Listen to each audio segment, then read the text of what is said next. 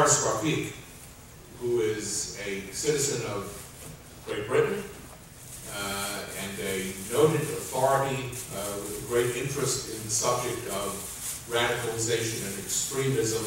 His particular beat is his own community, which is the Muslim community.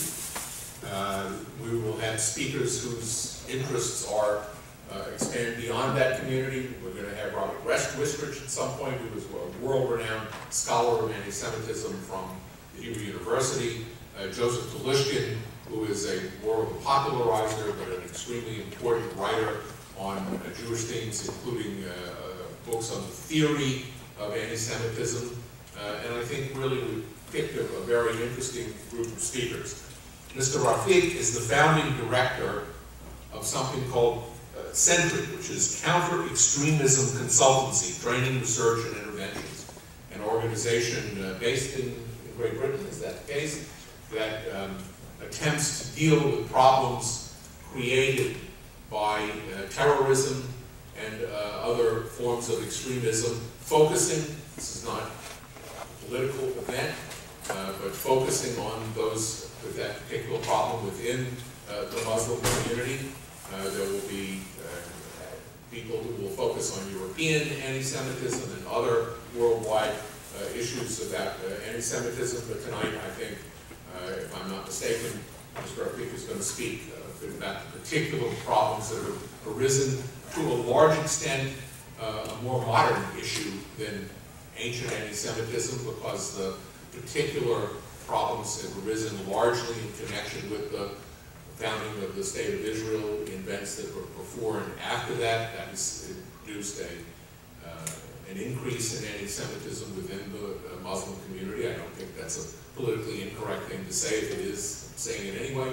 I think it's just it's a clear fact. He has also been the founding executive director of the Sufi Muslim Council and a member of the UK Task Force on responses to 7/7. We had 9/11. 7/7 is the date on which the horrible bombings occurred in London. And Mr. Rafiq, has been on the commission to evaluate the British response to that. He's been an advisor to prime ministers, including the current prime minister and the prior prime minister, to secretaries of state. And I located a juicy quote about him from the Secretary of State for Education, which calls Mr. Rafiq a pious Muslim and a true patriot. I would like to think that nobody would ever bother to say about me that I was a pious Jew and a true patriot, but I would like to think it's true. Without further ado, I'm going to ask Mr. Rafiq to come. He's going to speak and have a PowerPoint presentation. After his remarks, we will open the floor to remarks from you and comments and questions. I don't know who you are, some of you, and I don't know whether you're going to agree or disagree with the things he said, but this is an academic environment, an environment in which free speech within broad bounds will be honored and recognized, and I'm here not only because I'm a professor at the school, but because I'm a black belt in judo, and I'm going to enforce civility on this robust and tough-looking audience. Without further ado, Mr. Rafiq.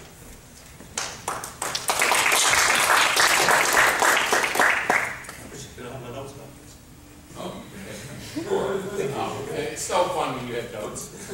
No challenge. Thank you, Richard.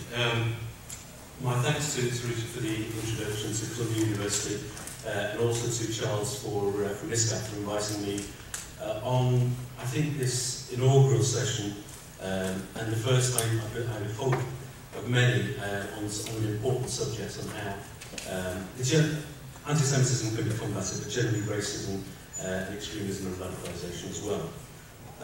What I'm going to talk about today is really pathways to extremism and radicalisation, and focus primarily on, I guess, my own communities, which is the Muslim communities in the UK and around the world.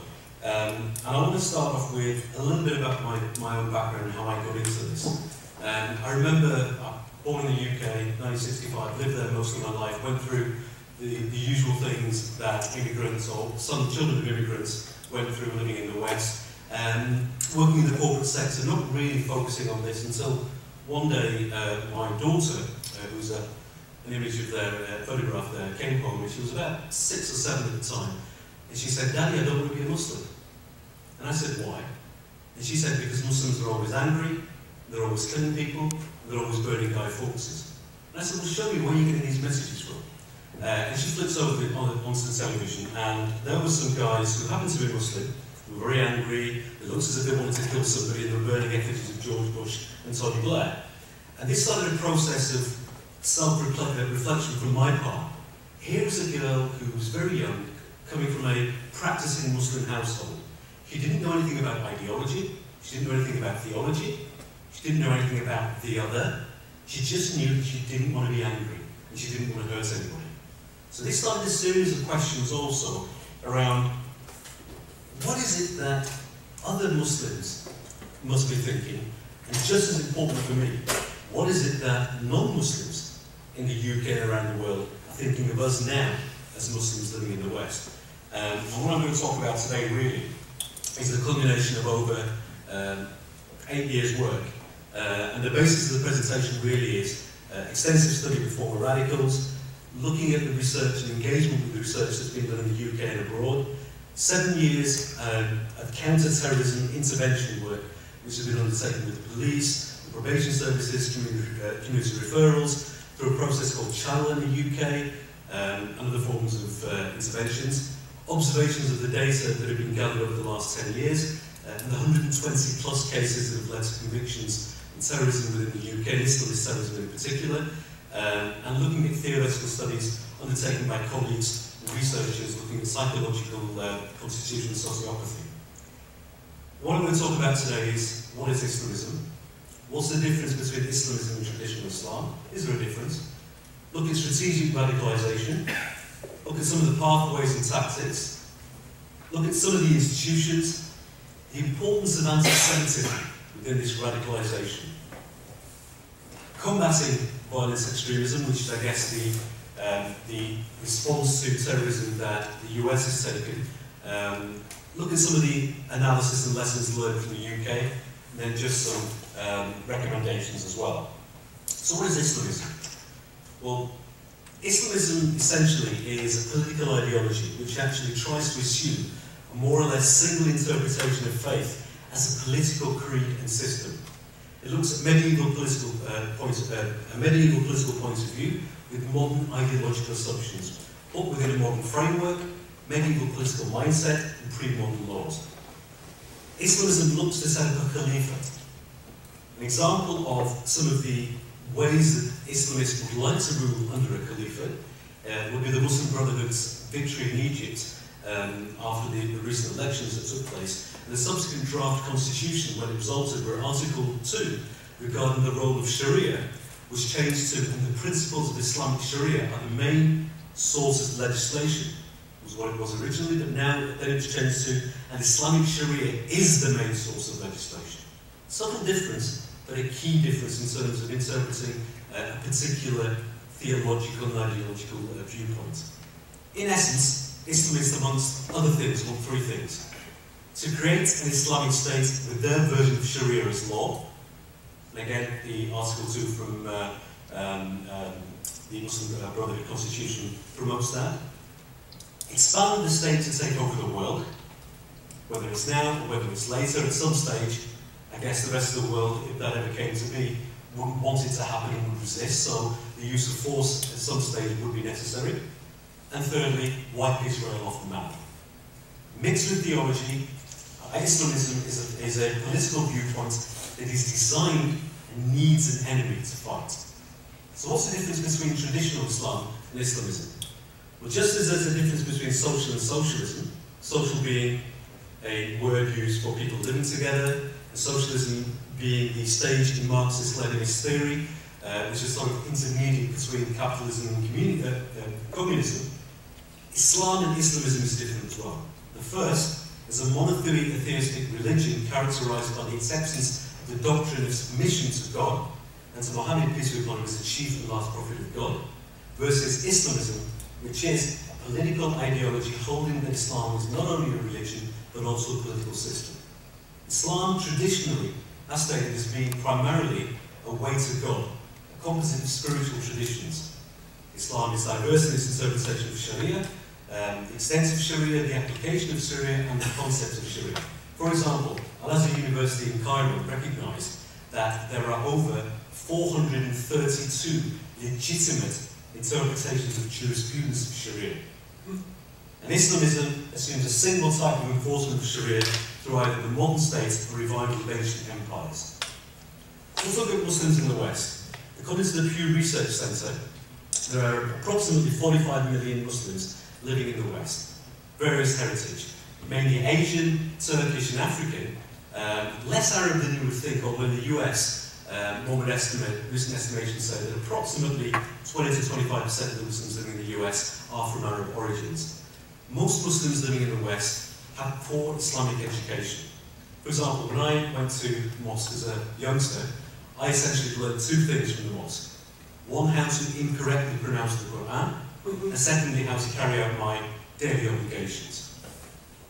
Same thing is still happening amongst the mosques and institutions in the US and the UK and around the West. But what this means is that as Muslims in the West grow older and explore their Islamic identity, there isn't enough resilience to extremists who might portray an anti-Semitic, hate a form of Islam which is extremist and verging towards violence. The demographics of Muslims in the West is younger. For example, according to Salford University, a recent study taken about 4 years ago, over 70% of the British Muslims are under the age of 40. That's a significant demographic figure to look at. There is a lot of misdirection by political scholars who like to call themselves Islamic scholars, and some of that comes from the Middle East, some of that comes from Pakistan, etc. Tensions between communities are growing. There is more and more fear and distrust. When I was younger and growing up in Britain, there wasn't this element of faith-based identity politics. People never regarded or measured me by my faith. People either thought I was British or didn't like me, it was Pakistani origin or Paki or whatever, but never as a Muslim. Nowadays, we actually tend to fall into the trap of measuring people by their faith, and that's something certainly that Islamists want us to do. There isn't enough English language mainstream, moderate, and I don't like the word moderate, but I'll use it to highlight, because to me, traditional classical Islam is moderate. But there isn't enough literature and voice, and not enough voices. There's a lack of understanding of Western Muslims, and vice versa. There is a growth in anti-Semitism, but let's not forget that anti-Semitism existed in Europe long before the Muslim world, and some commentators believe that it's been absorbed into some of the Muslim traditions for political use. And again, some Muslim organisations have given youngsters the belief that there is a concept called al-wala al-bara in Arabic, and that's loyalty and enmity for the sake of God. This is to actually hate somebody who is different to you. That can be other Muslims or non-Muslims, but especially people who happen to be Jewish or of another faith. So let's look at strategic radicalisation. Well, the problem with radicalising somebody is that one has to look at implementing extreme ideology across the board. To accept Islamism or extremism, Muslims have to actually reject the peaceful heritage that they had of their parents and grandparents, and it's not an easy conversion. The only way to make this conversion is to change the Muslim mind, and that's exactly what extremists aim to do, not only in the Muslim world, but also in the West as well. The tactics that they use are the same in the UK, the US, and around the world, and that's really a series of creating a series of organisations and institutions, each with its own objectives, controlled by complicated web interlocked directories. Similar to the way that the communists, I guess, used to organise dissent and win control of trade unions and peace movements. In this case, however, the targets are mosques initially, religious schools, Islamic centres and media. So what do they do? Well, one of the things that they actually do is to set up institutions through funding through the Middle East and a number of places, and try and teach youngsters that the faith that their parents and grandparents had fits into one of four categories. It's bid'ah, haram, shirk, and kuffar. What does that mean? Innovation, it's not allowed. The practices are associating a false deity to the practice of Islam, and it's taking somebody to a state of non-belief. A little story around this. I remember around about 2009, I was engaged in a speaking tour up and down the UK and around Europe, and there was one particular chap that came up to me after a presentation. He was from Pakistani origin, and he hugged me and he started crying. The Britishness in me wanted to sort of push him away, but the Pakistani in me sort of tried to hug him, so it's sort of half-hearted pushing away and hugging. And then he told me a story, and it really astounded me. He moved and migrated to the UK as a youngster with very little education, and he undertook manual work for most of his life. As most immigrants, when he had children, he wanted his children to do well and move up the social ladder. So he was absolutely pleased with himself when his son managed to gain a place in a university, a very prestigious university, to read medicine. So not only was all of his hard work, as far as he was concerned, paying off, but his son would be able to actually earn more reward for him within the community as well. Within the first year, his son used to come over and he started, talking about Islam a lot more, even though his father was quite secular, and he started asking about questions about Islam, and started wearing his clothes in a particular manner, and started actually growing a beard, etc. So the father thought, you know what? Not only is this double whammy, not only is this guy going to be a doctor, but he's also going to be a much better Muslim than me as well. Second year, the guy came over and started getting political, started talking about Israel, Palestine, started talking about Iraq, Afghanistan, and a whole range of things. But then he started doing something which was quite interesting.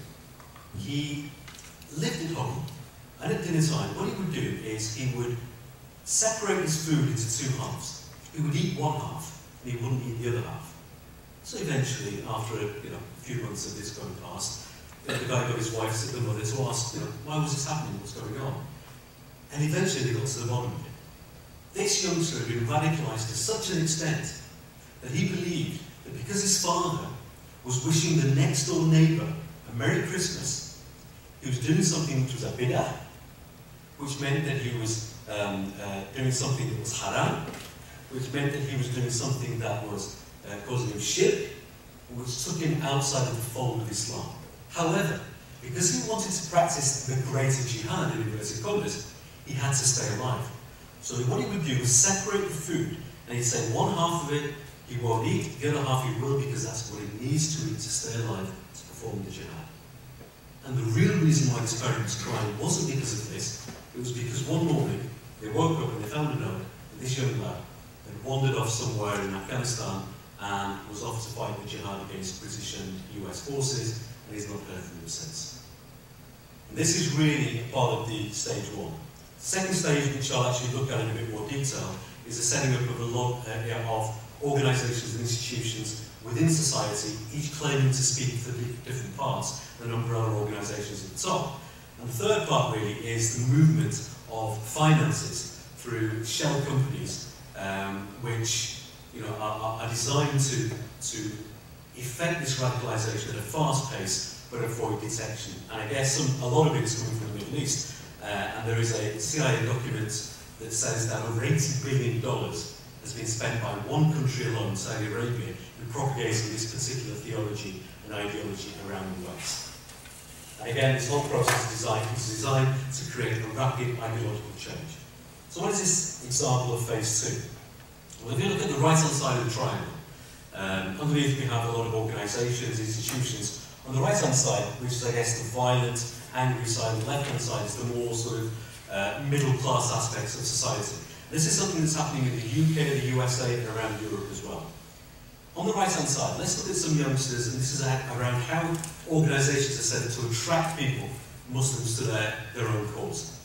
If there happen to be some youngsters who are maybe ex-drug addicts, involved in crime, a bit more violent, organisations will be set up which actually actively go out and recruit these youngsters and reform them.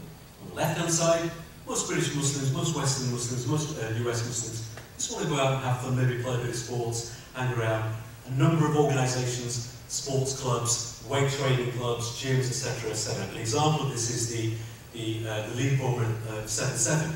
He was actually doing his radicalisation and recruiting from a gymnasium in Yorkshire in England. Let's go up the triangle on the right-hand side. Activism within university. When I was young and I was in university, I wanted to ban the bomb. That was the thing that was the radical thought in the early 80s. So universities have always been a place where radical thought has been explored.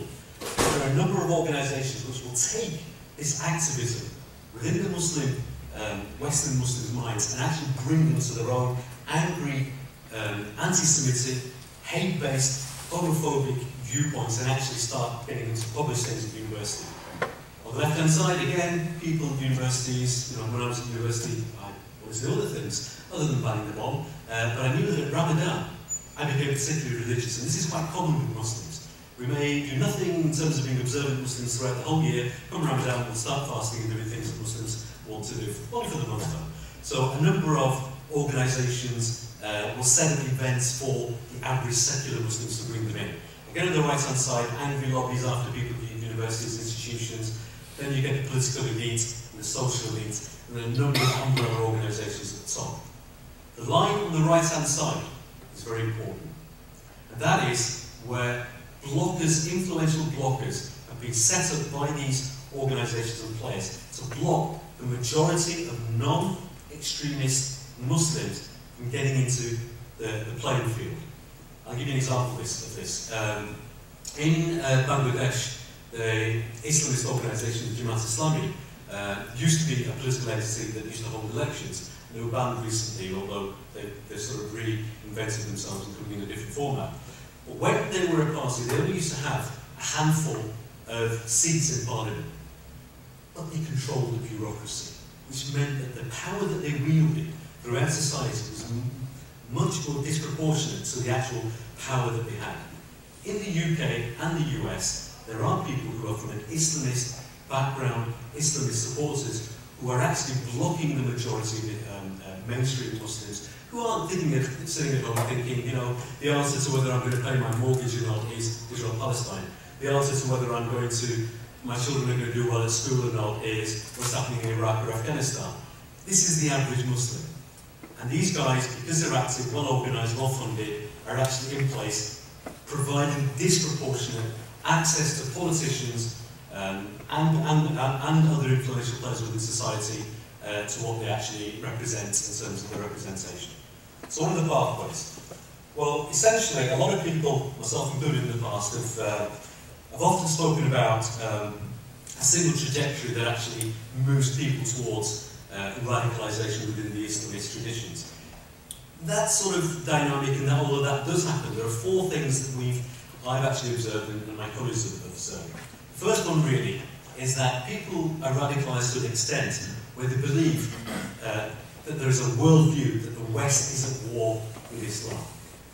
There is a selective observation of political issues and grievances, and this leads to the accepting the plausibility of violent ideologies as normal and appropriate to the world. This then sees the extremist ideology as the only ideology and a reading of its religious text that are constant and resonant with the world as it is. These individuals aren't often drawn to the Wahhabi or Salafi theology of jihadism, but to the political projects and activities as being a manifestation of fighting the war against Islam that is being perpetrated by the West. Whether it's the cartoons, irrelevant films, the wars in the geopolitical East, or many of the other myriad of examples often cited, they're all viewed as examples of this. Acts of terror are seen in the same light as a response to this war, intellectual, political, and military-wise. Second pathway is theological terrorism. There are individuals with a full-blown belief that the Islamist ideology is the only valid political reality that Muslims can accept. They believe that terrorism is a form of jihad or struggle to remove governments and their supporters, i.e. the West, from Muslim majority countries, or what they would refer to as Muslim lands. Israel is a classic example of this, although there's a paper that I'm doing with ISGAP, which will be coming out fairly soon, which will be a theological and ideological refutation to Hamas and the Palestine, which will sort of help to overcome some of those. These pathways are specific, theologically driven aims, and they believe that they have an authentic reading of medieval Islamic literature.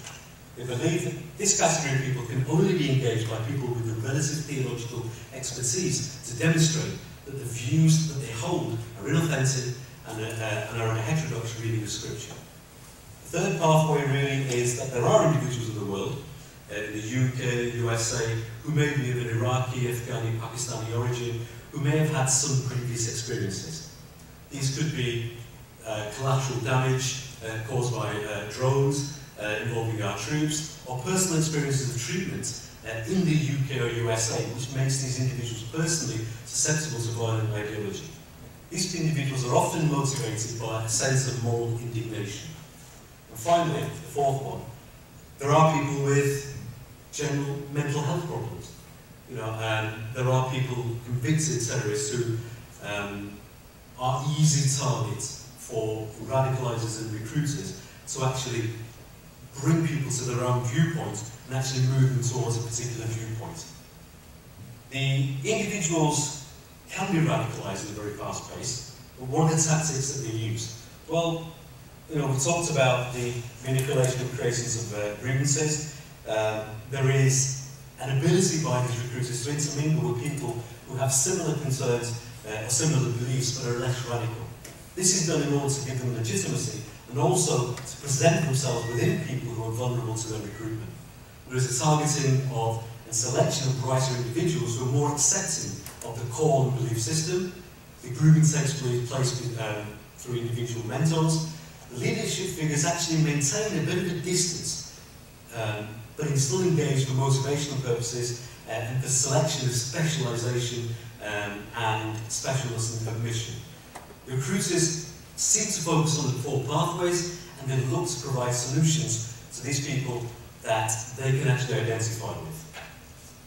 So the other tactics, well, the radicalisation, typically to the four pathways, tends to take a particularly common route. This is not the only route, but it seems to be the most common. The first one is presenting somebody with a personal crisis. This can be a perceived personal crisis. The organisation that I work with, we have a network of former radicals and extremists, and one of my fellow directors used to be a recruiter for Hizb ut-Tahrir.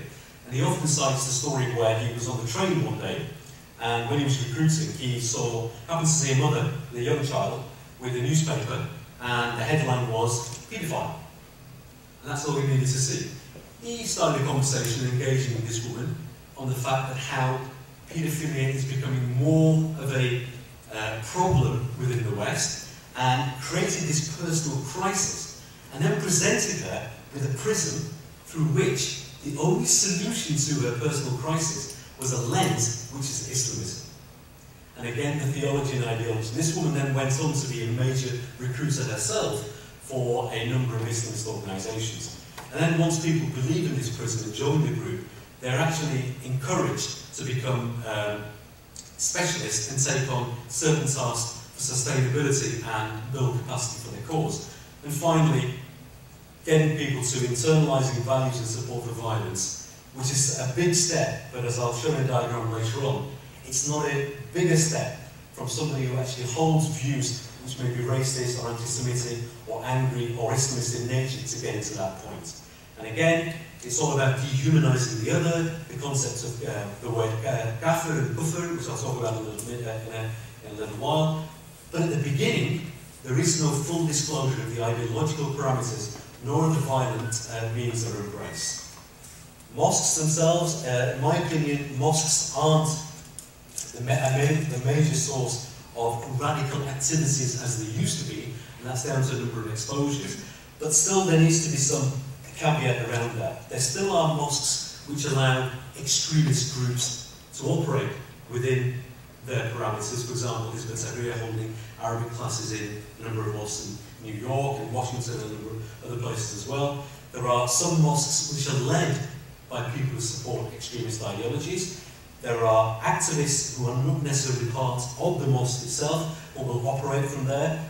And there are some institutions where their theology is sympathetic to certain brands of terrorism and extremism. The internet, experts are divided by what they see as internet radicalisation, but in my work I've certainly come across certain cases that I would like to share. There are individuals who already have a cause motivation and they will use the internet to find more information. There are individuals who are seen as a method or a means of anonymously spreading their ideology and theology. It's a means for people who may have a form of personal crisis, be it racism, be it whatever it is, to actually look for a group to belong to. And again, it's a way for people to find other like-minded people who may have certain areas of vulnerability. And of course, it is a means for discreet communication, often spreading of propaganda as well. For example, Al-Qaeda's magazine Inspire, which is in the English language, is often used to and transmitted through the internet. Universities is an interesting one. An interesting statistic from a recent study by the Henry Jackson Society looks and analyses that there used to be a belief that it's only the Muslims in the West who are suffering from lack of education, who are suffering from poor social conditions, that are actually going out and becoming terrorists and supporting extremism or radicalisation. But in the UK, 47% of convicted terrorists attended universities. 6 convicted terrorists were former presidents of Islamic societies in the universities. Universities themselves, many universities will actually accept extremist preachers on campus to come along and deliver sermons. Now, I'm not saying that we should ban these preachers or we should curb the free speech within the universities, but there needs to be some form of counterbalance. At this moment in time, there are extremists who are floating within universities, and there's no counter-narrative that is being given to young, vulnerable Western Muslims. And again, not enough counter-campaigns.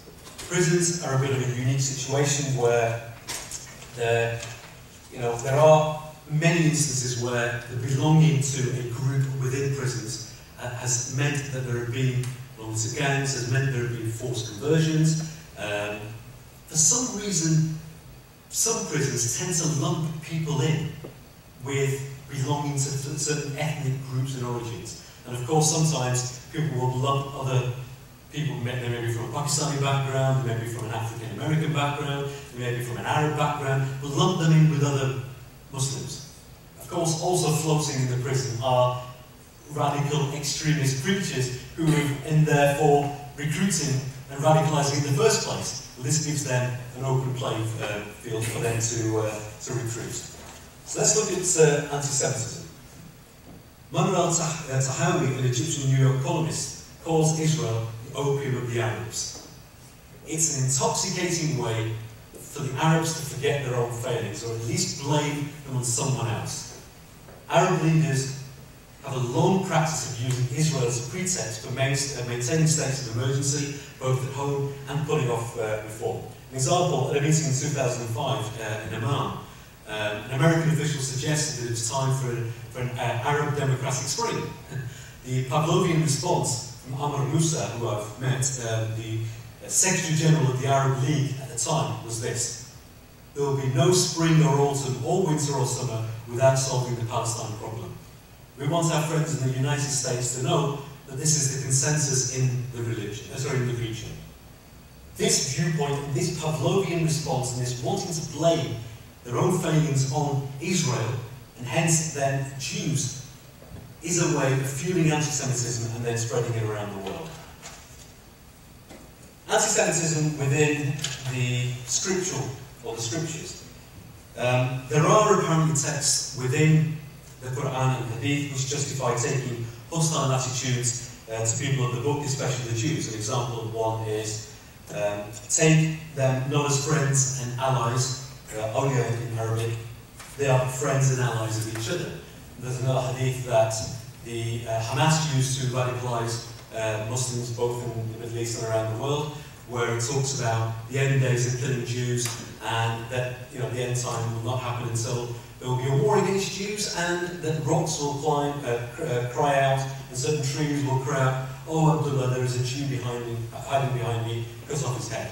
Yeah, these things, these scriptures do exist, but they've been taken by Islamists to be A, general, B, applicable today, and C, to describe people not based upon actuality, but essentially on their nature.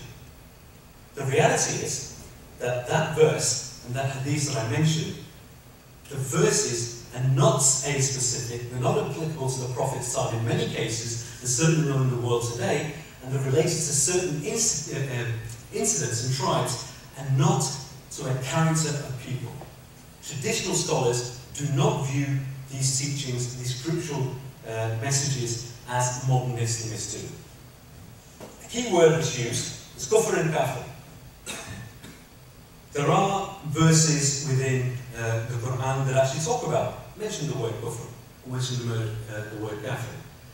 Traditionally, traditional classical Islam has actually said that the only person that can be called a kafir is somebody by God, and then only if they refute the truth, they hide the truth. The word kafir in Arabic means to denote from the verb to hide the truth. Is when somebody knows the message of one God, and then somebody, through obstinacy, through haughtiness, through arrogance or pride, decides that they're going to reject it. In fact, there is a great quote from the respected Sheikh Shaltut from Al-Azhar University that says, "Whoever does not believe in these doctrines is not a Muslim. La yakun Muslim. And the Islamic rules regarding Muslims do not apply. This does not mean that such a person is a kafir with God, but rather that such a person is not requested to perform the obligations imposed by God upon Muslims in terms of religious rituals." This is something that traditional classical Islam believes and Islamists don't. And I mentioned the killing of Jews towards the end time. It's a hadith that's been taken as Kabar Ahad and contradicts Islam per se. And in fact, there was a similar saying amongst Jewish traditions, and Maimonides was asked a similar question at the time of the coming of the Messiah, will Muslims and Jews be united? And he answered yes. All people of true faith will follow the Messiah. And that's what that hadith actually looks at as part of a collection of hadiths, and it's been taken in isolation by Islamists to radicalise young Muslims and make them anti-Semitic, and hence view the world from their particular lens. Again, a counter example, another counter argument. So, often Israel comes up whenever I'm talking to my fellow Muslims and others as well. The Quran actually, some people don't realise, the Quran actually recognises Israel. And in the Quran chapter 17, verses 100 to 104, we believe as Muslims that God says Pharaoh sought to scare them, the Israelites, out of the land of Israel. But we, God, drowned him, I'm talking about Pharaoh, together with all who were with him. Then we, God, said to the Israelites, dwell in this land, the land of Israel. When the promise of the hereafter, end of days, comes to be fulfilled, we, God, shall assemble you, the Israelites, all together in the land of Israel. Traditional classical Islam believes that this prophecy has now been fulfilled. So again, looking at the classical role of classical theology, certainly the role by great Muslim scholars like Ghazali, Razi, Suyuti, believe that anybody, whoever he or she may be, who is sincere and is saved, will be saved either directly or by intercession, therefore cannot be a kafir. And again, certain Salafi scholars, people like Ibn Taymiyyah and Shawkani believe that all those who make effort to find the truth will be saved based on God, on the fact that God doesn't place a greater strain on somebody than they can bear. And again, there are problematic statements found in medieval scripts, but these are the exceptions rather than the norm. And again, there is a whole history of a role played by Jews and Christians in narration of Quranic exegesis, and this is, there is a whole authentic hadith where the Prophet, we believe, Prophet peace be upon him, said, "Adatu anhum wala haraj." Away from them, we're referring to the Jews and the Christians, from there is no harm. So therefore there is a tradition of Israeliyat which has been expunged and purged by Islamists and Wahhabis and Salafis. An example of this is a tafsir, a commentary by Ibn Kathir, which has been tampered with and edited to remove this from the heritage. Just touching on to a sort of final section, there is a response from the US, which is called Combating Violent Extremism. What's the origin of this? Well, there was a study that was carried out in the UK and the US, If you look at the graph, there is X%, and it varies from which country you look at, of Muslims that support directly Al-Qaeda. Then there is Y%, which will sympathise, and then there is Z%, which will empathise. The shortest time noted by security agencies in the UK, in Canada, and in Holland, of individuals travelling from a position of empathising with violence and terrorism to actually supporting it is 1.5 weeks. That's quite scary. The whole concept of combating violent extremism is really to move that graph to the left and build resilient communities. So what is it really?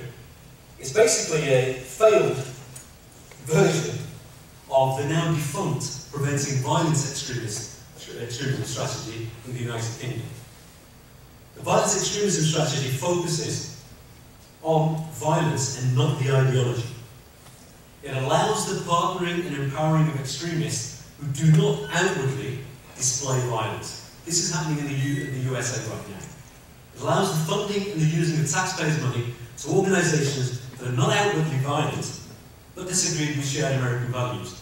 For example, liberal democratic societies, political participation, women's rights, death to apostates, although they do put a caveat around that, in Muslim lands, etc.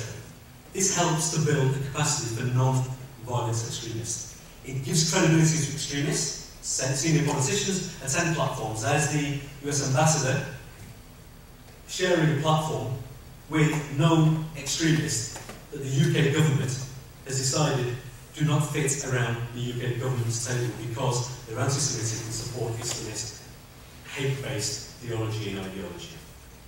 They give credibility to senior politicians, and of course they believe that there is a role played for a role that non-violent extremists can play in de-radicalising violent extremists. But a question, really, an open question. Do I, want my tax dollars to go to organisations? Do I want my government to support organisations that believe things like no Muslim should serve in the US or any other nationalist army, and in particular at the time when he or she could find themselves firing on fellow Muslims? Do we want our money going to people who believe that participation in parliament is a sin? Do we want our money to go to organisations? Do we want our support to go to organisations? Do we want our governments to support organisations that believe that living under man-made laws is a sin, and anybody who does that or doesn't believe that is a disbeliever? Do we believe that there is a death penalty? Do we want to support people who believe that anybody who converts from Islam to Christianity or another faith, although in an Islamic state, should be put to death? Do we believe that our support and taxpayers' money and empowerment should go to organisations that have all of these beliefs? Well, I don't believe they should, and I'm sure that most sensible people would believe the same.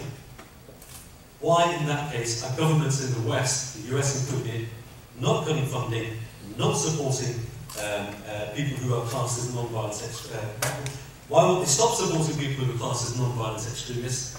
Because to cut the funding and cut support is not demonisation of Muslims, and this promotion assumes that the default position for Muslims is extremism. And I actually find that quite patronising as a mainstream, moderate Muslim living in the West. So what hasn't worked also? Well, in the US, CVE is the old PVE, the use of using non-violent extremists to de-radicalise jihadis. Numerous instances. There was one in Luton, a guy called Al-Abdali, who was a suicide bomber in Stockholm. He went to an organisation, a mosque or an institution in Luton where he became a regular member part of the congregation. This particular institution is being supported, or rather was being supported by the government as a bulwark against terrorism, but they weren't able to stop him. In fact, they didn't even to spot the fact that this guy was potentially going to blow himself up. This thing is happening now in the US.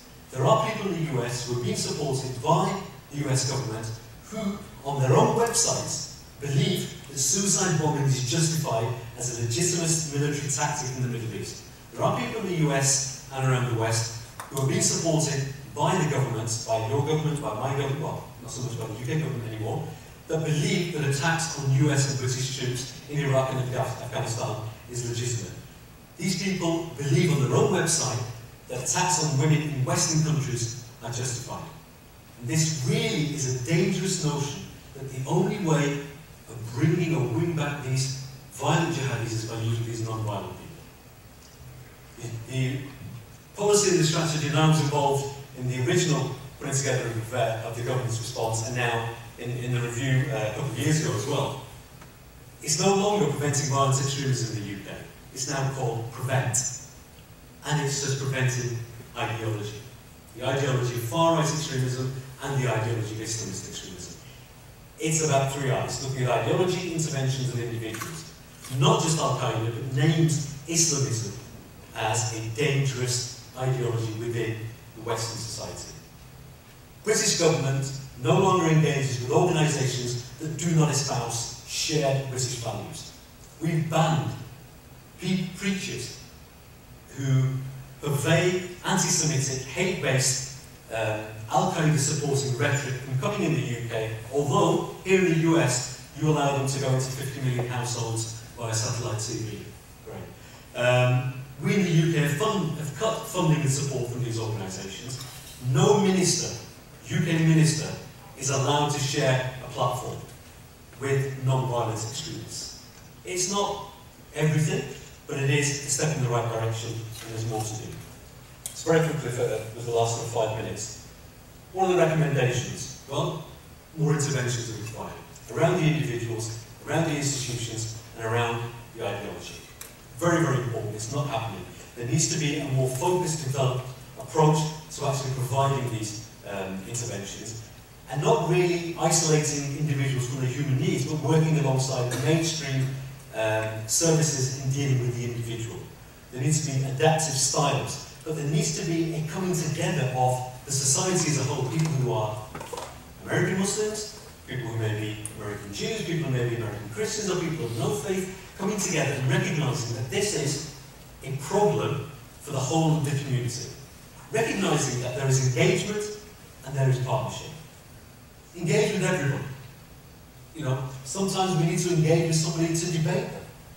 We'll need to engage with people at universities, and I do this in the UK, as do a number of my colleagues and around Europe. We will go to universities and actually engage with extremists to debate them, and let the audience make up their own mind. A lot of my Jewish friends believe that, you know, we really need to engage and partner with people that don't like us. Well, guess what? Islamist organisations are anti-Semitic, and this will not change. It is in their DNA. Islamism, especially from the Mufti Hussein Amini from Jerusalem onwards, has to have anti-Semitism in its ideology, otherwise it will not exist. Because the third goal that they have is to wipe Israel off the map. The Islamists, by partnering with these groups, will achieve political cover, legitimacy and protection, and their primary target is not to sit down with people who may be of a different faith or different heritage and work out real practical solutions, but you know what? To build their own capacity. My own request to people is that you don't partner with Islamist organisations and actually set out liberal, moderate, mainstream Muslims who still are the majority here in the USA and around the world. Work to be done. There needs to be more work in looking at the traditions of contemporary views of anti-Semitism within modern day Middle East and the Arab world and non-Arab Islamic countries around the world as well. I mentioned that there is a study which, a draft version has gone to Charles, which we're looking at theological and ideological refutation of Hamas and the spread of Cyber. More work around that needs to be done. There need to be religious stances by people, by scholars who happen to be Muslim or non-Muslim, against political positions which are racist or anti-Semitic or extremist. And again, you know, recognise that the reality of Islamist movements around the world really is coming from, the growth of Islamist movements is coming from the USA. You may look at me and think, well, how come? Well, in the Middle East, Islamist organisations really have been banned virtually from the inception. They don't know how to exist in the Middle East by a myriad of dummy organisations and dummy names. the ideas, the intellectual ability to actually proliferate ideas around the world is coming from the USA. Islamist organizations from the USA right now, undercover, under the political cover and legitimacy provided by the US government and other organizations, are pumping out this anti-Semitic, hate-based rhetoric funded by Middle Eastern money around the world. And London, is one of the places where this is actually now being propagated from. So I guess we need to do more in the USA. And again, looking at the impending problems of political Islam, what is the difference? Understanding that to criticize a political interpretation of a faith, in this case, be it Islam, doesn't necessarily mean that, and I don't like the word Islamophobia, but I'll use it, doesn't mean that you are Islamophobic. There are people who are Muslims that will criticize.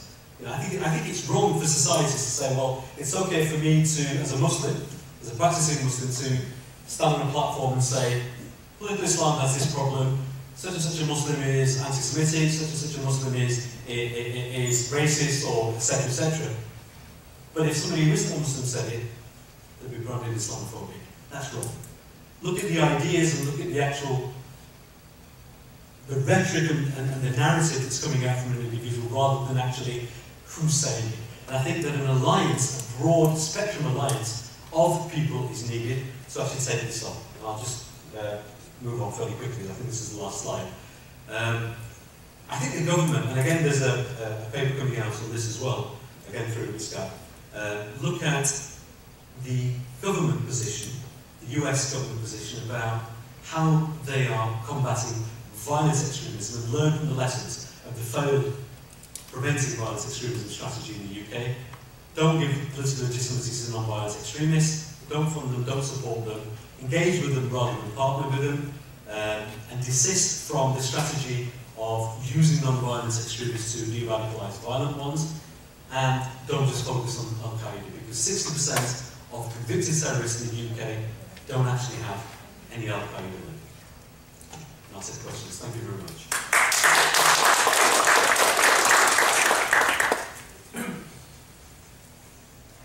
Thank you, Haras. That's a dazzling presentation.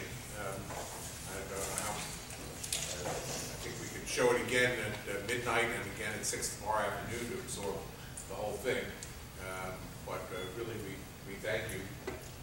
I'm happy to monitor the taking of questions. I might want to ask the first one, take the privilege myself of being called the convener, which subjected me to a criticism that hasn't materialized yet.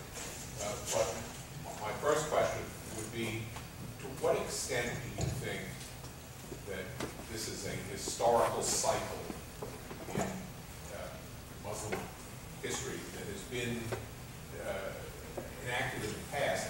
And I'm asking that in particular to ask to what extent you believe that the Palestinian-Israel conflict is at the center of this, or simply an excuse in certain circles to fight perceived injustice with terrorism.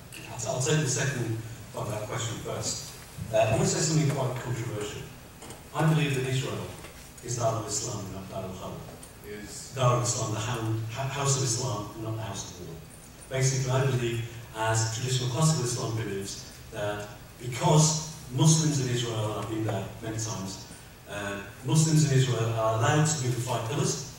Muslims in Israel are allowed to eat their food, be it halal food or kosher food. Muslims in Israel are allowed to practice their own method of the sunnahs of marriage, etc., as per the fatwa issued by one of the greatest scholars from the Indian subcontinent, Imam Ahmed Raza Khan Bareilly, where he was asked a similar question about British rule in India, and he said that because all of these things apply, India under British rule is a house of Islam, therefore theologically it is wrong for Muslims to attack Britain, to attack India or attack Britain for it. Similarly, I believe, as traditional classical Islam does, that Israel is a house of Islam because of all these things apply. Let's go back to the other aspects of this. There is a problem in Israel and Palestine, of course there is, I'm not going to say that there isn't. Israel as a country does things well, and Israel as a country does things not so well. That doesn't mean that Israel doesn't have the right to exist. It has a right to be criticised for the things it doesn't do well. And I think that this is something that, this nuance is something that is not acceptable to Islamists. The use of anti-Israel and anti-Jewish rhetoric is something that is key and fundamental to Islamists to create a scapegoat and to rally support to their own viewpoint and their own ideology of hate around the world. Not just the Arab, but around the world. Of course there are things happening in the Middle East. If you talk to Israelis will say that there are Palestinians who are doing things that are, causing them harm, and vice versa. There'll be things that Palestinians will say Israelis are doing things that will cause them harm. Sure, there's a problem. The only people that can fix the problem are the people that live there, in my view. But that doesn't mean that people should be anti-Semitic. That doesn't mean that Muslims should be anti-Semitic. But unfortunately, since I mentioned Mufti Hussein, Amin Hussein, the Grand Mufti of Jerusalem, who actually sided with Adolf Hitler during World War II, who had a reaction to Jews moving back to the Middle East, to Palestine at the time, and sort of took this view that he will take European anti-Semitism and incorporate it as a number of scholars have talked about. Berman is one of them, and a number of others who've said that this European anti-Semitism really hasn't been absorbed into Islamist theology and support. Because let's not forget, Islamism isn't that old.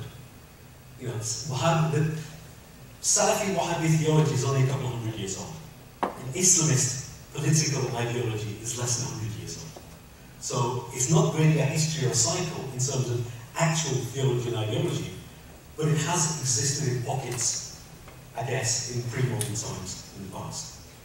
Some of its fanaticism that it says it had an ancient enough tradition. Yeah, absolutely. I mean, you look at the Ottomans and you look at sort of before them, there's always been fanaticism in a lot of, in most religious, points of view. There was a question over here. Factually, you mentioned something about American allowing 50 million viewership. Were you referring to Al Jazeera? That was one of them, unfortunately. Al Jazeera. So my question would be, what do you think of the launch of Al Jazeera in the United States, and is it a good thing or bad thing? Okay. There are two channels in the US that are problematic. One is a channel which is ironically named Peace TV, which has been set up by a Dr. Zakir Naik, and it has two forms. It has an English version and an Urdu version, and another one is Al Jazeera. Dr. Zakir Naik is excluded from entry into the UK for being an anti-Semite and for being a supporter of Al-Qaeda and terrorism and being a racist, all-round racist. That television channel is being broadcast in the United States, and that's going out to a number of households. There are preachers such as himself, Hussein Yi is another one who's banned also from going into the UK. Bilal Phillips, who's an American, is also another regularly featured inverted commas scholar, regularly featured to espouse anti-Semitism, and I have examples of anti-Semitic viewpoints being broadcast on PCD. The real question, I guess, the one you mentioned was Al Jazeera. I believe Al Jazeera to be a Muslim Brotherhood front. What? A Muslim Brotherhood? Muslim Brotherhood front. Yeah, I believe that the reason for that is that, well, a number of reasons. One of the main ones is that they constantly have Yusuf al-Qaradawi on the channel regularly. I don't know, does everybody know who he is? No. Nobody knows who he is. Okay, Yusuf al-Qaradawi believes that Jews should be killed. Yusuf al-Qaradawi won't sit with Jews. Yusuf al-Qaradawi believes that homosexuals should be thrown off a mountain. Yusuf al-Qaradawi believes that all Shiites around the world at this moment in time, because of this Syrian civil war, are legitimate targets. Yusuf al-Qaradawi, and I could go on and on and on. excluded from the UK. He is one of the main broadcasters on, so one of the main scholars being presenting on Al Jazeera. He and others. The problem with Al Jazeera is that it's got more and more legitimacy, but it is still part of this, you know, moving the mainstream American Muslim households, and maybe non-Muslims as well, onto a particular political position which is either anti-Semitic or Islamist or even Muslim power politics. And that, I believe, is dangerous, and that's something that I believe that Al Jazeera, from concept, has been wanting to do. That may be controversial, but that's what I believe. Yeah. First row, second row. First row. Well, anti-Semitism antedates Islam by centuries, and it's easy to object to it and feel very moral, but very few people seem to be willing to find out why is it that anti-Semitism has persisted throughout the centuries, with or without Muslims. And if you suggest that there might be something in the nature of the religion that might cause it, of course, you're on dangerous ground. But explaining has nothing to do with justifying. And it occurs to me that if you go around telling people that you are God's chosen people, they're going to resent it. If you tell people that you worship a man who is ready to kill his only son, they'll find that rather horrendous. And if you tell people that our God has promised us that if we obey him slavishly, we'll exterminate our enemies, and if we don't obey him, he will exterminate us, which really happened. Now, again, this is the way I think other people might see it, and you don't need Muslim fanatics for that. But if you have a better explanation for the persistence of anti-Semitism over the so many centuries. If you want to answer that, no. You may. Honestly, I don't think I don't think I really do want to answer this, other than to say that the gross inaccuracy of saying that the Jews worship a man who was going to kill his only son is an ignorant simplification of the story of the binding of Isaac that defies imagination in a grown adult. But that's how others see it. Well, I don't believe that. I really don't, and I cannot explain the mystical origin and cause of anti-Semitism is something that I spend a great deal of time thinking about, and I have only amorphous theories, and I don't think necessarily that this audience is here to hear about what possible reasons people have to be anti-Semitic. I think we could probably take as a given that anti-anything generically is unacceptable, and that we don't need to even start a conversation that might justify in some way, even if that's not what you precisely mean the thinking. I could also debate you theologically about what chosen people means, but what I'm mainly going to say is whatever the reasons for anti-Semitism, I do not believe that it's rooted in any of the things that you just suggested. That's my personal feeling. I wonder if anybody wants to chime in. I think we're better off probably diverting the conversation. Yes? Yes, I'd like to divert the conversation completely. I agree with you, sir. I'm Dr. Polner, and you're the first person I've heard who has said that so much of this kind of inflammatory information is stemming from the United States. And unfortunately, I, as a professor, have been the victim of that. I have lost my job after 16 years because of tremendous anti-Israel feeling in much of academia. And a lot of what you're describing is coming from academia. And when you talk about taxes, we are supporting these academic institutions, but they are the very institutions which, under the supposed guide of democracy, are allowing all of this inflammatory information to come forth and indoctrinating students over and over again. And again, I'm Dr. Polner. I made a film called Brave Children of Israel, which includes Arabs as well as Jews.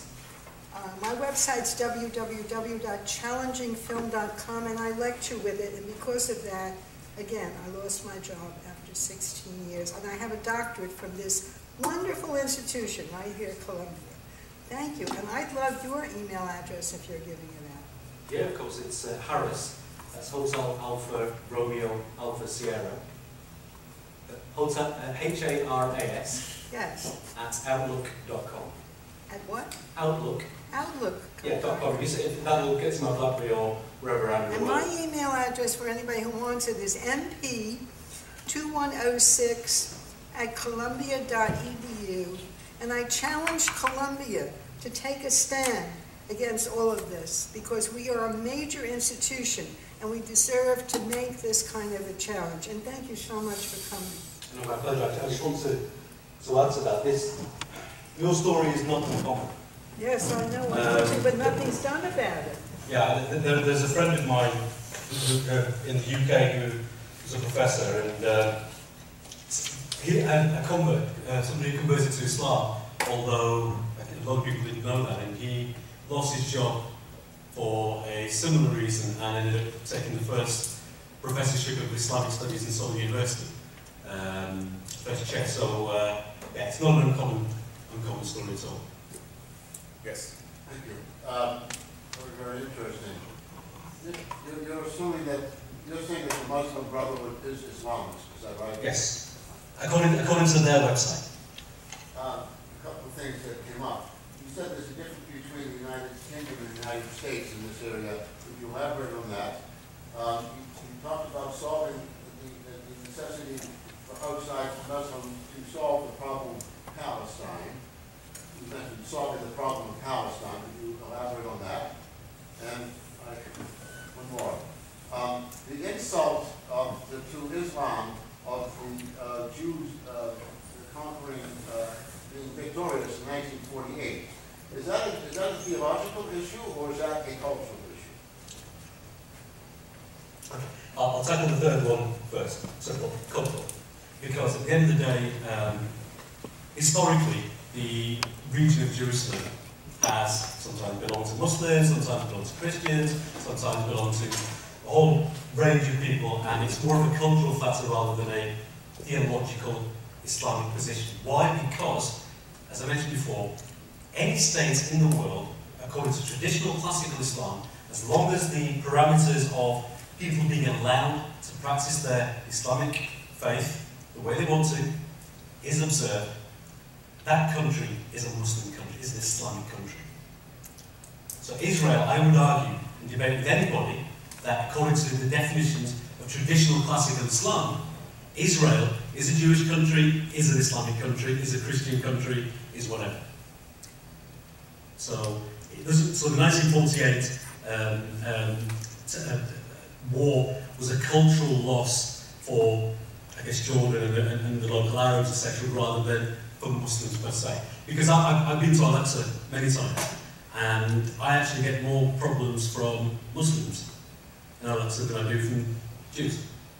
And it's a whole range, probably because I'm Pakistani origin, maybe because I look Jewish, I don't know. But it could be for a number of reasons. But I get more hassle from them when I'm out there. So it's an Arab cultural thing rather. People, you know, we have this view that people are Muslims. We're told that Muslims, through the media, through a whole range of political activism, that every Muslim around the world is sitting at his dining table every evening thinking, what are we going to do about Israel and Palestine? What are we going to do about Al-Aqsa? What are we going to do about Jerusalem? Muslims in the West, in the overall priority and hierarchy of things, don't really care. They care more about what their children are doing at night time when they're not at home.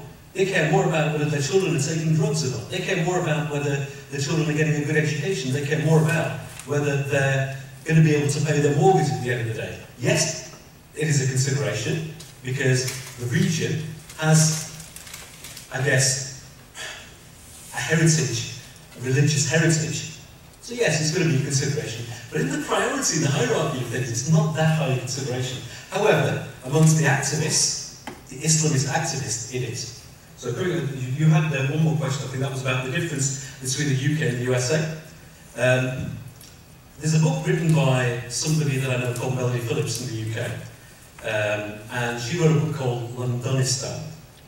It's worth reading. I don't necessarily agree with everything in there, but the theme of it is fairly accurate. I don't necessarily agree with everything that Melanie Phillips writes, Yeah. but I will say that everything Melanie Phillips writes Yeah. is worth reading. Yes, absolutely. And every word that she Yeah. writes is worth reading whether you agree with it or not. Absolutely. And London has, I'll give you an example. In Egypt, the Muslim Brotherhood now are being hounded and being arrested, and the Muslim Brotherhood is, again, once again, if I'm not mistaken, to be a member of the Muslim Brotherhood is illegal, I think, these days at the moment, with the trial and Morsi, etc. coming up.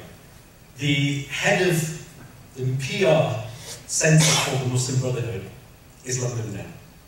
So if somebody wants to contact the Muslim Brotherhood, who is an official Egyptian organisation, wants a media comment, they have to contact somebody in London. However, what that person should say comes from the USA. That's the dynamics.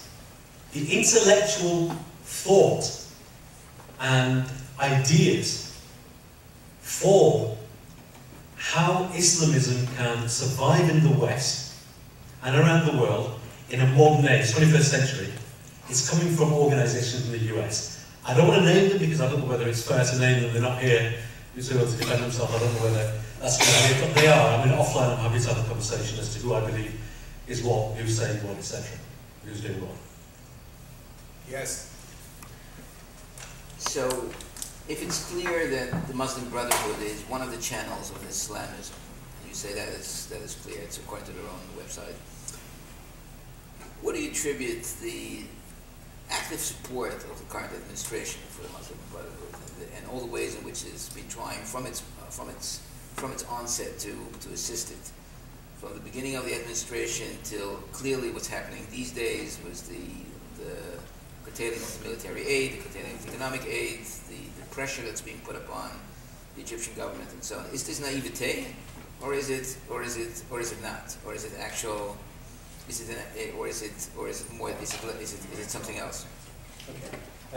Thank you for that question. It's something that we were talking about earlier on today. I don't think I would hate to think that Obama and the administration were naive. God help us if they are naive. God help us if the leader of the free world is naive. So I guess there must be something behind it. I think it's a combination of a whole range of things.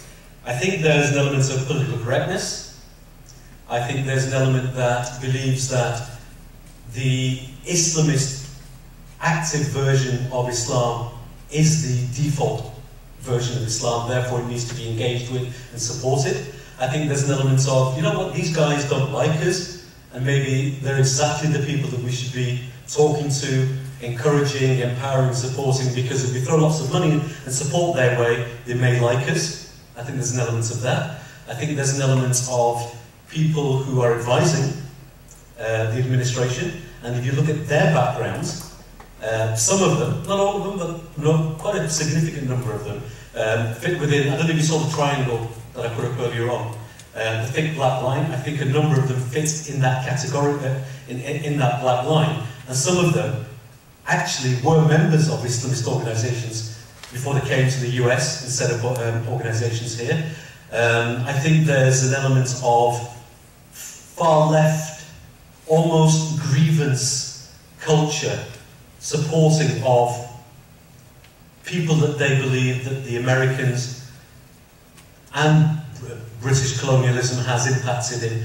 So I think it's a combination of all of these. I don't know, and only he can tell you, the President Obama, how much influence these ideas have had on him when he was growing up. You know, in terms of his father and grandfather, I don't know. Don't know whether he was, maybe he was, I don't know, exposed to certain viewpoints. I don't think he can answer that.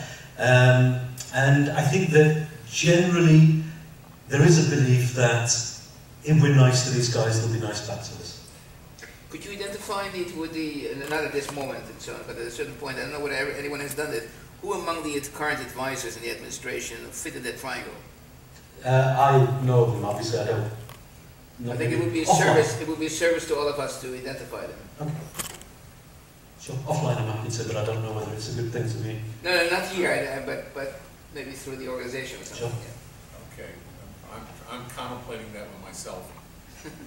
I'm not sure I agree with that entire answer, and I definitely think that I don't agree. I've spent a lot of time thinking about this, and I've talked a lot in my last few years with people high up in the administration about some of the problems where these issues would come to bear. And I actually don't adopt the premise that there's an Islamist tinge inside the influential corners of the White House. We can debate that point, and you may know that some people, I don't think that's that characterizes even some of the usual suspects, such as the current head of the National Security Council, Susan Rice, or the United States Ambassador to the United Nations, Samantha Power. I don't think they are very liberal, and there are, and I think ultimately naive as well. I would use the word naive. I'm not afraid to use it here in this context. I don't think it's a politically incorrect word. I think it's an accurate word. But I think there's something else that a serious theme that you didn't mention. There is a trap that's very difficult for any American government, but the Obama administration has particularly stepped into the trap. The Bush administration was on the verge of it once or twice also. And that is, we're all Democrats with a small d. And we all believe that democracy is the ideal form of government anywhere in the world, and including the Middle East. But democracy as a be-all and end-all in the sense that we give credence to any elected government at the moment, no matter what the philosophy of that government is. If a overtly terrorist government is elected, some administrations find it very hard not to support that government. And that, I think, is a Hamas is an example that's often serious cited by... The Hamas election in Gaza was a problem. We wanted those elections. The Israelis wanted to slow the process up. We wanted to speed the process up, and we ended up with a mess in Gaza, in my opinion. And I think also people sometimes mistake the whole concept of democracy. And I'm saying that even though I have a strongly pro-Jewish point of view and a pro-Israel point of view, which I won't hide, I'm saying that from an American and a democratic point of view, it created a big problem for us. They call it terrorists. Yes. They're terrorists, and the fact that they were democratically elected and persuaded people, to a large extent, impoverished people on grounds of charitable help and so on. Those are problems that do not necessarily require a pro-democratic American government to give support to a so-called democratically elected group of terrorists. That's exactly what I'm saying. Okay. Yes. So I don't think Dr. or Mr. Rafiq is referring to anyone like that, like Susan Rice, no, I'm not. Or ambassadors, or anyone like that. I believe he's referring to advisors on the Muslim world to the president, particularly the advisor to the representative to the OIC and other advisors on the Muslim world. And those in particular have had a very marked influence. I think that's what he means. Okay, that's well taken, and I wasn't insinuating that anybody actually thinks that Susan Rice or Samantha Power are Islamists, but they are very influential and they're very liberal, and so the tinges that he described, but that's completely well taken. And just to add to this a little bit, Shlomo, I was recently in South America, and Shlomo Ben-Ami, a moderate Israeli politician, told a group in Argentina that the only friend that Israel has in the Americas, the only real friend that Israel has in the Americas, is Canada. And I was on a speaking tour organized by the Ministry of Foreign Affairs of Canada, and I can assure you that the Canadian government is having fits at the policy and the engagement of the Obama administration and some of its leading advisors on Islamic affairs. And Canada, which is a democratic country, and I would argue is in many ways more liberal in the true sense of 100%. than the United States of America, is very concerned at the foreign policy of the United States. Yes. Well, it seems to me though that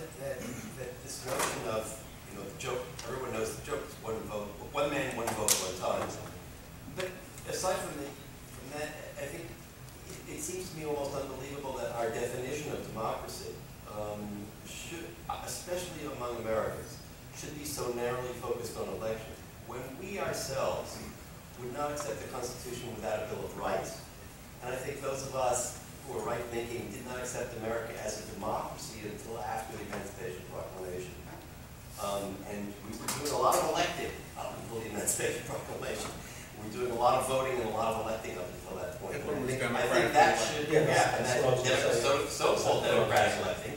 And I think if we need a lesson to understand democracy, I think democracy is a set of institutions, and not simply one of those institutions is election, but certainly a set of institutions, including the protection of minorities. And one would expect the leadership of this country to be able to articulate that more better and more better. Yeah. But no, I think it's really a problem, because I think this trap that you describe in some ways is a straw man trap. And if we articulated it just in a slightly more sophisticated version of one not so sophisticated way, but a convincing way to describe it is that Hitler was democratically elected. Exactly. Yes. I would like to point out that I find it Please very, louder, please. I would like to point out, again as Dr. Polner, that I feel very sad that there are so few students in this room, that if you go into the classrooms of Columbia as well as CUNY, you will find so many anti-Israel professors who are propagandizing these students. If you go out on the Low Library Square, you will see huge signs that are anti-Israel in nature. And I find it incredible that we don't have students here, and we're not bringing them in, and they are being educated by these people who are basically educating them for hate. I think I'd also like to deflect the conversation. This is a particular topic. The point's well taken. I'm a member of the Columbia faculty. I think my credentials as being strongly. I totally agree. I have also taught at Columbia. But I think we're not talking tonight about. We all know what the culture is in major American universities. I was commenting on the fact that there are so few young people here. And it was well publicized. Yes, it was. Students, 4:30 in the afternoon. We can't do this in the middle of class day. And I too would have expected and hoped it was well publicized that we have people from the community more than we have students, to say the least. And I regret that, and I'm not quite sure what to do about it. Students were fully informed of this program. A lot of programs come through here, and they pick and choose. And maybe this one didn't look controversial. I'm suggesting that Chakotri propagandized before these kinds of events that they never get here. That's my suggestion. I think this one was okay. Yeah. Just that I'm a member of the ISGAP, proudly a member of the ISGAP board, and I want to take a more optimistic perspective, which is I think it's fantastic that we're here, that ISGAP is here. 5 years ago, you wouldn't have had. 3 years ago, you wouldn't have had this. I want to thank Charles for all the hard work that he did. We are here. And we have no pickets. We are here, and this is the inaugural. Look at the cup a quarter full. Those of us who are faculty as well, and your faculty, and for those of us who are faculty, will point out the existence of this on the website, so Columbia students will be able to see your lectures. A lot more will see it than are present here tonight. Yes. through the website. And as has happened in other universities, I am sure that the presence of ISGAP talks will grow exponentially, as it has everywhere else where we have had a foothold in. So I'm more optimistic, and I thank you for being the inaugural speaker. Yeah. I follow the New York Times pretty carefully, and it seems to me that they support the Muslim Brotherhood. And I just wonder if you have some comments about that. I would make the same comment that I made before. They are trapped in the democratically elected governments rather than directly supporting the Muslim, in my opinion. And I think the New York Times, any negative implication that I said had about it might have been misinterpreted. That either Samantha or Susan Rice, both of them are good friends of mine, I completely withdraw and apologize for that. I didn't mean it in the sense that you said. The New York Times, I'm willing to say anything. Because what they do is they do not emphasize the Morsi's abrogation of democracy when he did. They minimize that, and they dwell on the fact that want a coalition now. They want a democratic process. So they're deliberately minimizing Morsi's departure from democracy. They won't talk about what he did with the courts, that he took judicial authority. Right. And so they do this, and if you read it carefully, you see this. So, this is also following the administration approach to Egypt. Yeah. So what is going on here? You have The Brotherhood their values are antithetical to all the New York Times values. We've got the women, gays, and everything else. Yeah. Yet, they're going in this direction, and as a spokesgroup for the administration. We have a similar problem in the UK with The Guardian. With the Guardian newspaper, exact same problem. Their values would very much seem to be antithetical with, the values of the Muslim Brotherhood. The homophobic values, the anti-women, the sexist, misogynist values, the racist values that Islamists promote throughout the world are at a complete opposite spectrum of what one would expect the Guardian to believe and support.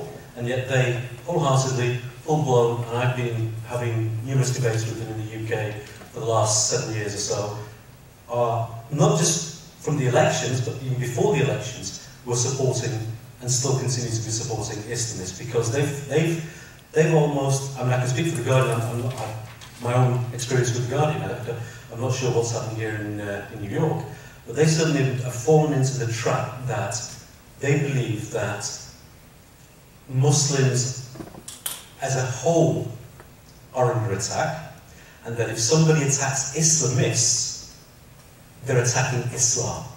Therefore, they don't want to be seen as being Islamophobic. Therefore, they see themselves as the defenders of Islam, when in actual fact, the first victims of Islamists are other Muslims. And they're the ones, I think Charles mentioned, said, they're the ones that are Islamophobic. I would say that Islamists are Islamophobic. I add a theme to that should not go. We're talking strategically about how one deals with this, because we're talking about a cancerous problem in the world right now. I don't think that's an exaggerated way to put it. It's out of hand, and it's dangerous, and it's going all over the place. One of the things that you can do is figure out a way to create some outrage. And how come the international press doesn't focus more than a drop on the treatment of Christians throughout the Muslim world? Because Jews are tiny by comparison. The number of persecuted Christians is far greater than the persecuted Jews. And yet there's a Charter of Rights, and again we were talking about this earlier, Charles and I over lunch, there's a Charter of Rights which sits in a monastery in Syria, which has the second largest collection of Christian relics outside of Rome. And there is a Charter of Rights there which has been signed by the Prophet Muhammad, peace be upon him, which basically says, and I'm paraphrasing that, anybody who fights with Christians, anybody who tries to threaten Christians, anybody who upsets them in any way is upsetting him, therefore upsetting Muslims, therefore Christians are to be supported, their enemies are Muslims' enemies around the world, and this charter exists from now until the Day of Judgment. And yet, Christians are being, you're absolutely right, persecuted in the Middle East, much more than, I guess, Jews aren't being persecuted as much because most of them have migrated. There's not very few of them inside Muslim countries. Israel is the surrogate. Maybe Morocco. Maybe there's a few. Except in Morocco, generally the king is a great protector. That's right. of the Jews in Morocco. Perhaps it's a lot safer for their reporters to be on the side of this. No, that's very interesting. Whatever it is, I don't know. The New York Times, I think, you don't need to read a lot in the New York Times to come to the conclusion. It's ubiquitous. But to come to your conclusion, you don't really need to read. You know what you need to do? You need to look at the front page pictures that deal. Look at the front page pictures selected to deal with the Middle East. And if there is a terrorist attack followed by a retaliation, no matter how mild, the front page picture will show some innocent Palestinian child. I regret the fact that some of these children are caught up in this mess, who's been scared or cowering in the corner or injured. It does not show the victims of terrorism, ever, virtually ever. when Judy Redoran, who's the current Israel correspondent to the Times, was appointed, I met with her and had a, it's like, I thought that was my job there's a lot of expressions, nothing helps, but I thought it was important to try to establish it. And I said something very simple to her. I said, of course you should write objectively, fairly, and here are all the ways in which I think you will be able to improve the Times reporting on the Middle East. But more than that, see if you can have some control over the selection of headlines and pictures. If you could just change the headlines and the pictures to be neutral. That's not her responsibility, that's the editor. That's what she said, but I said it's your responsibility, maybe, it ought to be your responsibility to see what tone is set in your article, and the tone gets set by the pictures and the headlines as much as it does by what's written. Yeah. I've just wondered, and I've been wondering, trying to get my head around this for the last many years around university culture having to do with radical chic. It seems to me that when I went to school here in the early 70s. There was How early in the 70s, when it was still hot on campus, so it started to cool off? Well, when it was still hot. And there was a fascination here. I was at City College as well. And there was a fascination on both campuses and an adoration, actually, of Mao Zedong at the time, by much of the faculty, which was understandable at the time, but it was an adoration that was never reversed, never apologized for, never was there a sense on campus that the untold tens of millions who were killed as a result of this totalitarianism. And this idea that the faculty fascination with totalitarianism on the one hand, as long as it was firing, and simultaneously an absolutely rigid attitude towards the slightest abrogations of what's considered freedoms in the United States seemed to me in itself a kind of a racist dichotomy. Yeah, no question about it. And a double standard of the most extreme dimensions. I think also universities are a place that people explore radical ideas, and I think that it's also a place for students to be rebellious, and to be rebellious against the perceived rebelliousness against the establishment is something that I think has historically happened around the world. The Islamist or the hate speeches, preachers that are coming around preaching is a little bit more different, because although communists, Mao Zedong, etc., they killed people, sort of, in the Far East, etc. He didn't really, to my knowledge, that I can blow any letter-fitted bombs in Times Square or anything. The problem we have here with what's happening now, the consequences for here in the US are much more dangerous. And I think that's why some counter-narrative is extremely important, and we're not getting that. I actually would add, and this will characterize my view of academia to an extent anyway. William Buckley may have said the single most profound word about governance and politics that I personally have ever heard. William Buckley said, on the whole, I'm not going to imitate his accent, although I can. On the whole, I would rather be governed by the first 3 pages of the Boston telephone directory than by the Harvard faculty.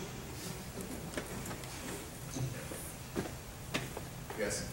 As a lawyer, I wonder if your function is to reconcile conflicting values, and you mentioned the problem of democracy. What do you do, I mean, it's an old conundrum, when the majority decides to execute a minority? What principle is involved? Is there a natural, use the doctrine of natural law to override the principle? Oh, well, I think that's over my head. I'm a tax teacher, not a philosopher. But Damn. yeah, I think that there's, I know an atrocity that has to be the Trump democracy when I see it. I can't describe it. I know pornography when I see it, and I can't describe it. Well, in the back there was a... Yes, I have a comment, since my area of specialty is studying the campus. My area of specialty is studying the campus. Again, I'm Dr. Polner, And my thesis today is that the major dating service is not the internet, but it's going out and rebelling on the square. That's the best place for boy to meet girl. And they jump up and down and they make a lot of noise. And this young man is smiling in the front of the room. And they get together and they become very, very powerful. And that's the meeting place for boys and girls nowadays. And I think that doesn't get studied and it never gets talked about. But that's why we have so much of this. You know that they said something very similar. I'm a Southerner, and I'm born and raised in the Deep South. They said something very similar about the Civil Rights Movement. Oh, that may be true. That it was a social gathering. I think it was much more than that and accomplished the absolutely essential growth in American democracy. But it was a byproduct was that it was a great social scene. Absolutely. And we have to study that and do something about it. Is there a question back here somewhere? Okay, I think maybe we ought to thank Haras Rafiq for he deserved a bigger audience, but he got a quality audience instead. And if more had come, the quality would have diluted. Thank you. I thank Charles also for bringing ISGAP here, and we'll have more programs.